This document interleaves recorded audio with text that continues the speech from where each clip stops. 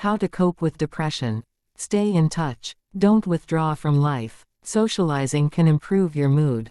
Keeping in touch with friends and family means you have someone to talk to when you feel low. Be more active. Take up some form of exercise.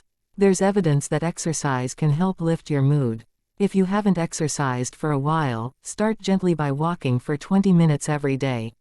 Face your fears. Don't avoid the things you find difficult. When people feel low or anxious, they sometimes avoid talking to other people. Some people can lose their confidence in going out, driving or traveling. If this starts to happen, facing up to these situations will help them become easier. Try to eat a healthy diet. Some people don't feel like eating when they're depressed and are at risk of becoming underweight. Others find comfort in food and can put on excess weight. Antidepressants can also affect your appetite.